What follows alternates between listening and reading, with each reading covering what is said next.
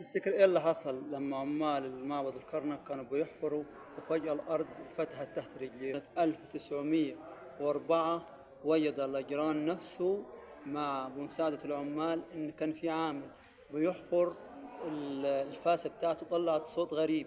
لما بدأ يحفر وجد الكنز، أكثر من 750 تمثال من الذهب والبرونز والحجر والجرانيت للملوك وللآلهة وللكهنة نفسهم.